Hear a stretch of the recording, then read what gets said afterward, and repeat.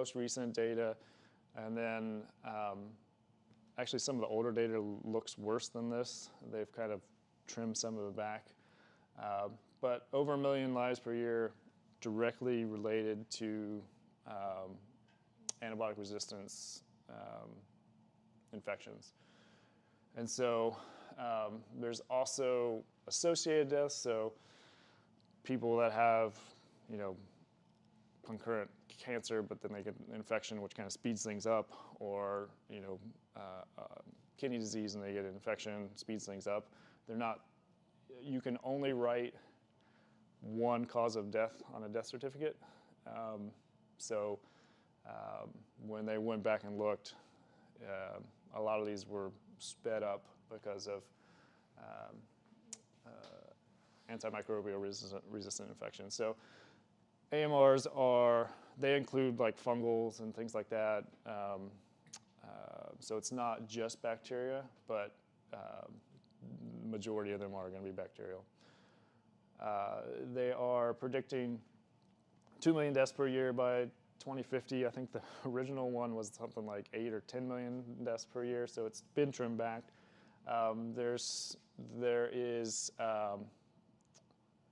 some encouraging data, some not so encouraging data. So the deaths for under 5-year-olds have come down, but the deaths for 70 and older have like more than made up for the 5 and under year-old deaths. Of course, there was a decrease in all of this during COVID because no one went outside and no one got bacterial infections, which was good. It actually kind of gave us a little bit of breathing room. But of course, that's kind of rebounded now. So economically, though, it's nowhere near 100 trillion now, but it's in the trillions. And by 2050, they're saying 100 trillion worldwide, just because of the economic input that's needed to keep up with these.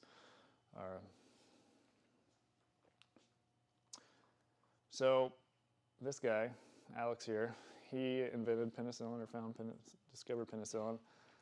And in 1945, which was roughly a few years after penicillin finally made it to market, I think this might have been whenever he was getting right around the time he got his Nobel Prize for this. The thoughtless person playing with penicillin treatment is morally responsible for the death of the man who succumbs to infection with the penicillin-resistant organism.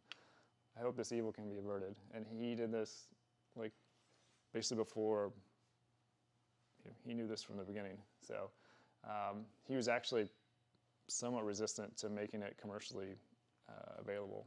So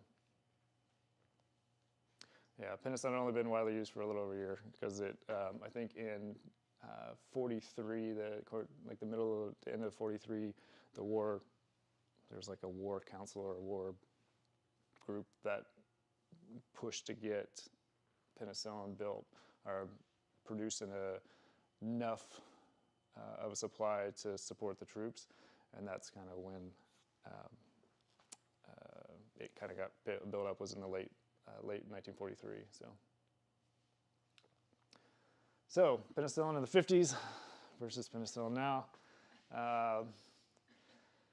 Yeah, I love memes. So I don't have any cool places that I go like Brooke does because I have 2 kids, a mortgage, and a car payment. So I make memes. I don't make memes. I steal memes from other people and put them on here instead of pictures of cool places. So you'll see a couple as we go. All right, so casual antibiotic resistance is actually more important than kind of direct antibiotic resistance. So, and this is one that I had to, I don't want to say think about, but kind of blew my mind when I was reading about it, because I always thought that I was, I'm treating the bacterial infection on this dog's leg. That's the bacterial infection that's going to get resistant to my my antibiotic, but it's actually all the other bacteria in the body that just secondarily, picks up resistant genes because they're exposed to it, but they're on the body and they're supposed to be there, so they don't actually go away. They just kind of are there, and they pick up the changes that are needed to be resistant to that antibiotic. So these guys from Harvard looked at almost 100 million outpatient pharmacy prescriptions with 72 different combinations of bug and drug combinations. And then they want to know how much does each prescription affect the antibiotic resistance for the whole population on the population level. And what they basically, the conclusion of this was that one-time use of antibiotics correlated better with population level resistance than the intense repeated use. So the cases that you give antibiotics for months on end, like the osteomyelitis cases, are actually not as big of a deal as the ones that you just give for a cold when you shouldn't be taking antibiotics for a cold. So we should focus on these low intensity uses more than the high intensity uses. So that's us. We do antibiotics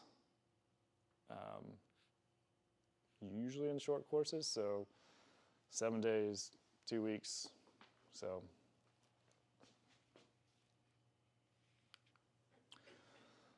bystander effect. So this kind of goes with that,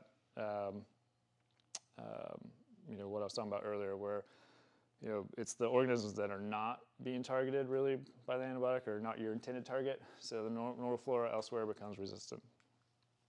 So bystander effect. This is my use of